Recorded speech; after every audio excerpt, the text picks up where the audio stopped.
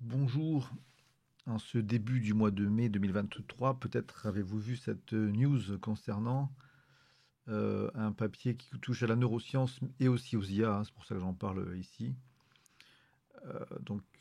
Publié en ligne le 1er mai 2023, mais ce sont des travaux qui ont été reçus par le magazine de publication le 1er avril 2022. Peut-être qu'entre-temps, il y a eu des nouvelles avancées qui ne sont pas encore publiées, enfin, on peut le supposer, hein. Et donc ça s'appelle reconstruction sémantique d'un langage continu via des enregistrements cérébraux non invasifs. Alors, pourquoi non invasifs? C'est parce qu'il y avait déjà des expériences qui étaient faites pour essayer de reconstruire ce que les gens pensent en termes de langage, mais avec ben, des, des choses qui rentraient dans la tête, entre guillemets. Sauf que là, c'est juste une expérience qui est faite, alors quand même avec je sais pas comment on appelle ça, hein, des lecteurs, euh, des lecteurs d'ondes cérébrales. Donc c'est pas une lecture à distance évidemment, mais quand même c'est un gros pas en avant. Et on va lire déjà le petit résumé initial. Je vais pas, enfin c'est de la neuroscience, hein, donc je vais clairement pas décoder tout ce qui se dit dans ce papier, mais il y a quand même quelques petites choses à en dire. Donc une interface ordinateur-cerveau qui décode le langage à l'aide de enregistrements non invasifs aurait de nombreuses applications pratiques et scientifiques. À l'heure actuelle, toutefois, les décodeurs de langage non invasifs ne peuvent qu'identifier des stimuli à partir d'un tout petit ensemble de mots ou de phrases. Ici, nous introduisons un décodeur non invasif qui reconstruit un langage continu à partir de représentations corticales sémantiques enregistrées à l'aide d'IRM, quoi. Enfin, ouais.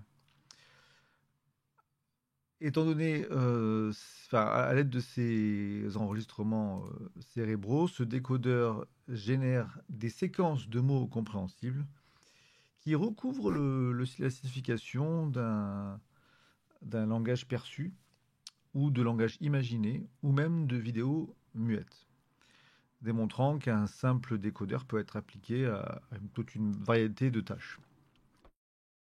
Nous avons testé ce décodeur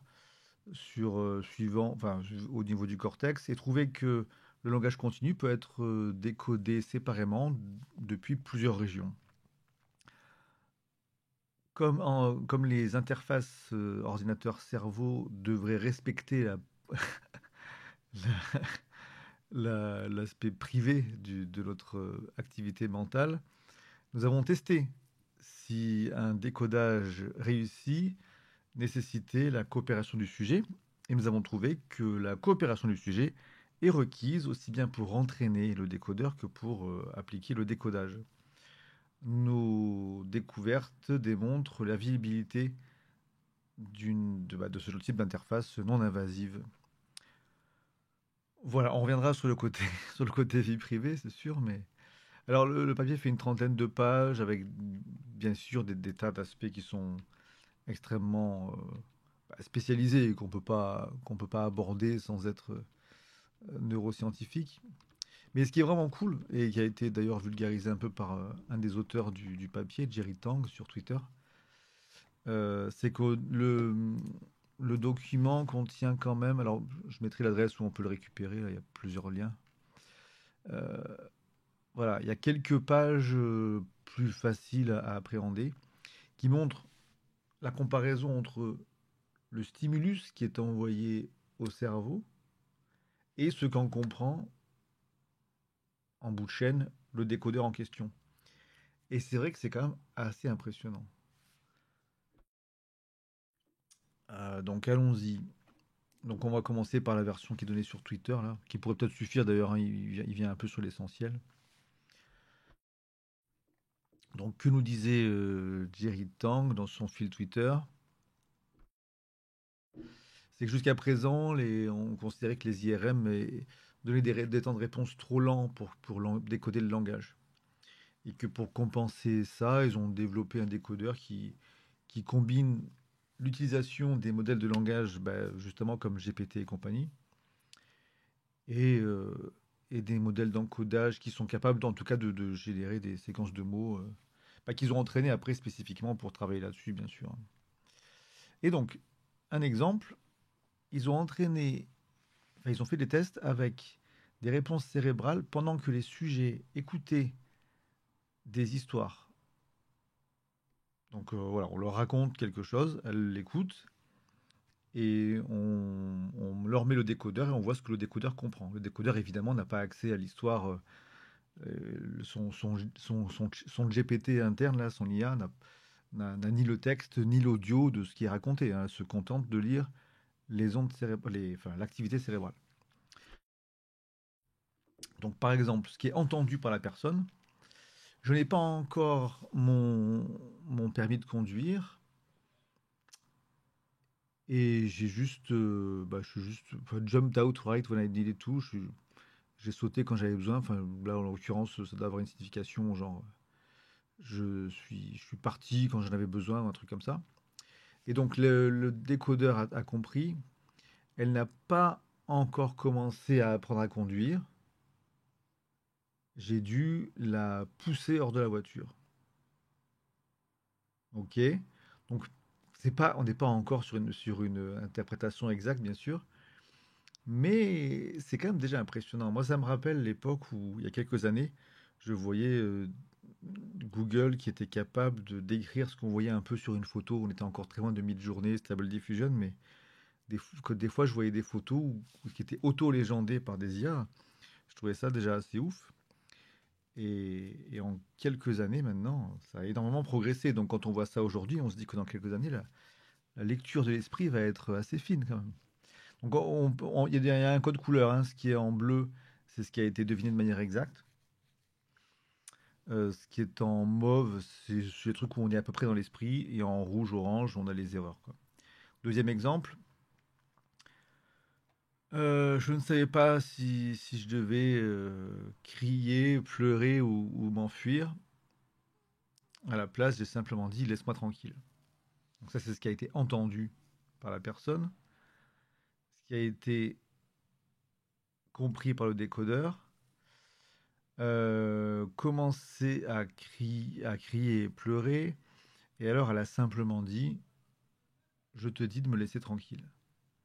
Là, pour le coup, même s'il a oublié de parler de s'enfuir, c'est quand même assez proche. Quoi. Deuxième exemple, le même décodeur a été utilisé pour analyser des réponses cérébrales pendant que les sujets s'imaginaient en train de raconter les histoires. Alors que le décodeur avait été entraîné seulement sur la perception de langage entendu, quoi. Mais là, ils ont testé, et ça s'est quand même pas trop mal passé. Donc, ce que la personne a imaginé, c'était de ma femme disant qu'elle avait changé d'avis et qu'elle revenait ici. Et ce qui a été compris par le décodeur, j'ai pensé que peut-être elle viendrait à moi et dirait que je lui manque. On est pas mal, on est pas mal. Deuxième exemple, sur une route, sur un chemin de terre, à travers un champ de blé et au-dessus d'un cours d'eau, et le long de quelques constructions en bois. Quoi. Donc voilà, quelqu'un s'imagine en train de traverser un petit pont, je ne sais pas quoi. Et justement, voilà, le décodage, c'est marcher à travers un pont jusqu'à l'autre côté et en, en voyant un grand bâtiment au loin. Donc c'est pas l'exemple le mieux réussi, mais quand même, il y a quand même cette idée de traverser un cours d'eau.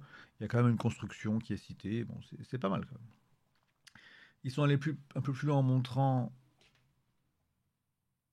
un film sans parole aux personnes et en voyant un peu ce qui était compris. Alors là, ça va un peu vite. Dans le PDF, on pourra voir les choses de manière un peu plus posée.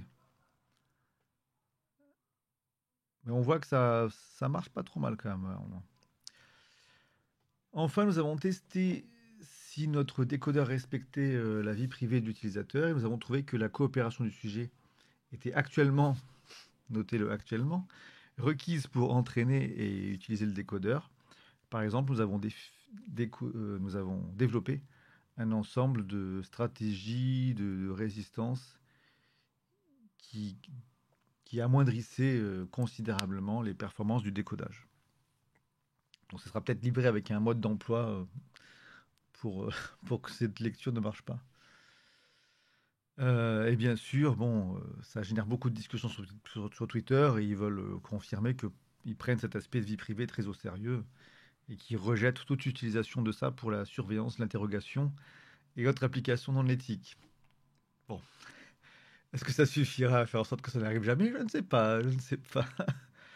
Mais un des usages, je vais revenir sur leur papier, c'était marqué où, je ne sais plus où c'était, mais il est mentionné que une des premières utilisations qu'ils envisagent, c'est pour gérer certains handicaps, quoi. C'est sûr que ça peut être très puissant pour les personnes qui peuvent plus s'exprimer, enfin, ou qui ne peuvent pas s'exprimer correctement. Et il est évident que ça aurait des applications énormes en termes de santé, quoi.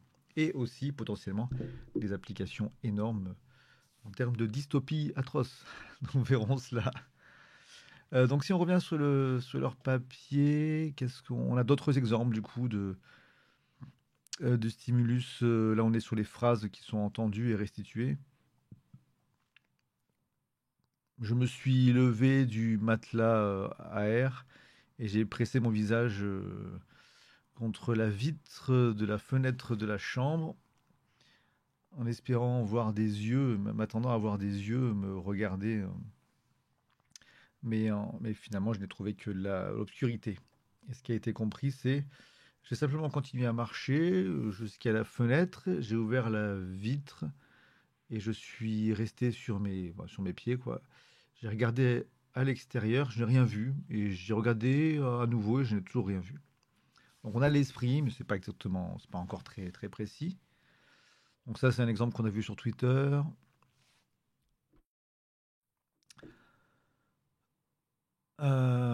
Ok, donc cette nuit, je suis allé à l'étage. Je vais zoomer un peu, ouais.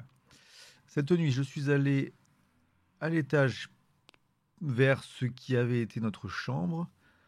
Ne sachant pas quoi faire d'autre, j'ai éteint la lumière et je me suis allongé sur le sol. Interprétation du décodeur. Nous sommes revenus à ma chambre de dortoir. Je n'avais pas, je n'avais aucune idée d'où était mon lit. Je me suis juste dit que que j'allais dormir dessus, mais finalement, je me suis allongé sur le sol. Enfin, c'est quand même fou que simplement avec une lecture d'IRM, on soit capable d'aller si loin dans une compréhension langagière. Je trouve ça quand même assez dingue, hein. Hop. Et donc, alors, ils ont utilisé GPT-1 en fait, hein. C'est parce que la soumission du papier date donc de 2022, hein. Ça fait un an qu'ils ont plus d'un an du coup qu'ils ont travaillé là-dessus. Donc après oui, c'était GPT-1 qu'ils ont amélioré, enfin qu'ils ont adapté à leurs besoins bien sûr, qui a été utilisé. Donc si entre-temps ils ont bien bossé, qu'ils ont amélioré leur décodeur plus s'ils sont passés aussi à GPT-4 qui a des meilleures compréhensions globales, il est possible qu'ils soient déjà sur le point de proposer un nouveau, un nouveau document de recherche plus impressionnant. Mais déjà là, c'est pas mal du tout, je trouve, quand même. Et bien sûr, bah, ça nécessite de réfléchir à toute une législation concernant ce genre d'outils qui peuvent devenir à la fois des bénédictions en termes de santé et des malédictions en termes de surveillance. Alors, attention, hein, enfin, je pense qu'on est quand même loin du cas où ça pourra lire les pensées à distance. Il faut quand même être dans un IRM ou avoir une espèce de casque ou je ne sais quoi sur la tête. On n'est pas sur quelque chose de simple. Mais tout de même, ça pose quand même des risques en termes de vie privée, évidemment. Donc il va falloir réfléchir à tout ça.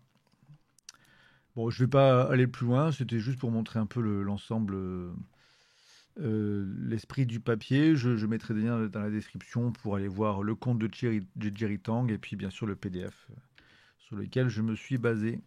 À une prochaine fois.